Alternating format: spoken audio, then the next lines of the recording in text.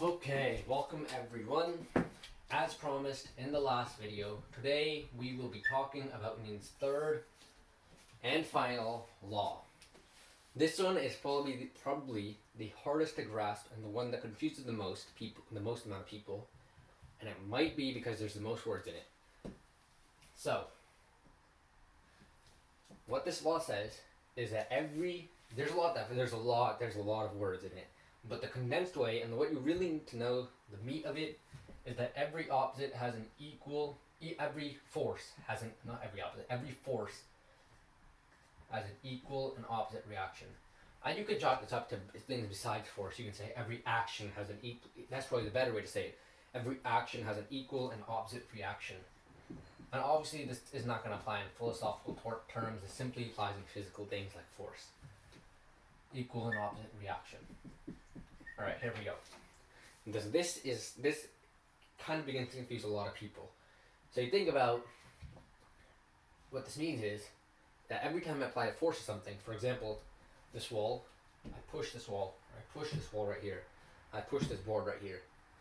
The equal and opposite reaction means that the board, I'm pushing on the board, my hand is pushing on the board is pushing back on my hand. So that's what begins to get confusing, because you can see me, for example, push this marker forward.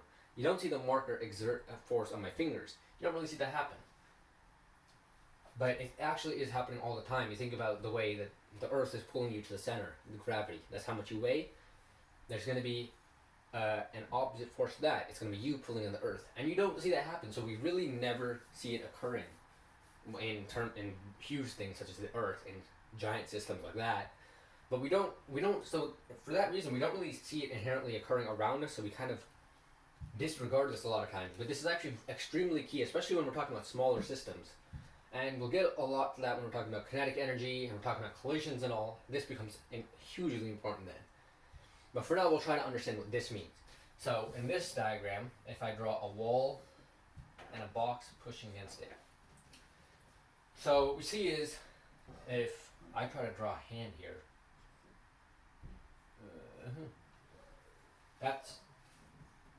that's our hand. Let's pretend it's a good hand. So our hand is going to be pushing on the box in this direction, and I'll call this A, and I'll write over here. A is going to be the force of hand. That's a weird A. Hand on box. So that's what this one means. There's going to be an equal and opposite force occurring on this hand over here. What that means is that we try to draw our arrows the exact same size, because that will show that it's equal. And opposite, well, obviously we can see right here they're in opposite directions. We'll call this one B right here.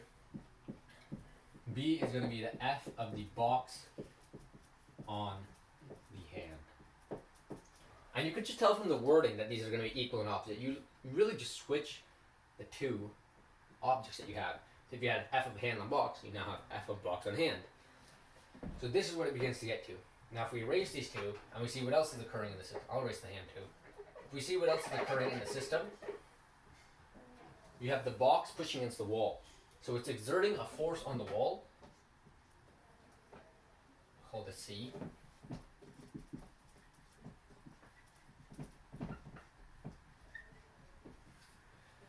And the equal and opposite reaction of that is going to be the force of the wall on box.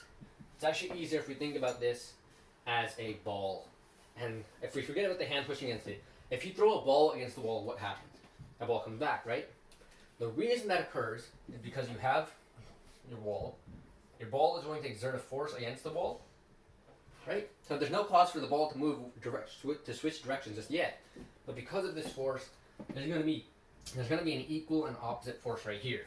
And that is what causes the ball to move in the opposite direction now. So you really see this at play everywhere, we just never really notice it.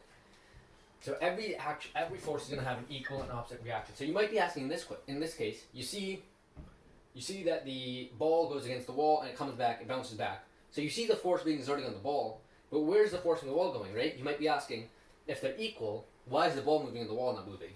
So now we've got to refer back to Newton's second equation, force is equal to mass times acceleration. And what you're trying to look at now is the acceleration. The ball starts accelerating in that direction, right? What we know is that every force is going to have an equal and opposite reaction, so the forces are going to be the same. This force is equal to that force. Same force, same magnitude. But the reason that the ball moves is because of this mass factor right here. Because it has such a smaller mass, it's going to have a much, much greater acceleration, whereas the wall has a giant mass, so it's going to have a really small acceleration. So for example, if our force is 5 newtons, and this is the case of the ball right here, if our force is 5 newtons and the mass of the ball is 1 kilogram, our acceleration obviously is going to be 5 is equal to 1 times something is 5, alright? Acceleration is going to be 5 meters per second squared. But in the case of the wall, you're going to have the same exact force. But if we say its mass is 1,000, for example, this is going to be a really, really, really small number now. 0.002, 0.005. So you can see that the acceleration that is experienced by the wall is significantly smaller. So that's why we never see this occurring. We only see the ball moving because it has such a small mass. The same thing can be said in case of the Earth and a person standing on it. Right? The force that the Earth is exerting on you, that's also known as your weight. That's this force. So if, for example, if it's like 70 kilograms, is going to be your force.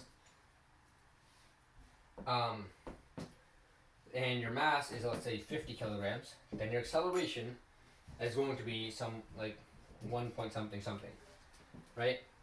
But in the case of the Earth, it's going to be the same exact force, because equal and opposite, remember, equal and opposite, but its mass is huge. It's going to be in like this place right here. So you can expect its acceleration to just be 0.00000. So you're exerting the same exact force. For example, I weigh 140 pounds. So the Earth is exerting 140 pounds of force on me. I am exerting the same exact force on the Earth. The Earth is also feeling 140 pounds. But because the Earth has a huge mass, its acceleration is essentially non-existent. So that is why you see certain things move as a result of these equal and opposite forces, and why you see certain things don't move at all. Or seemingly don't move at all. Thank you. I'll see you in the next one.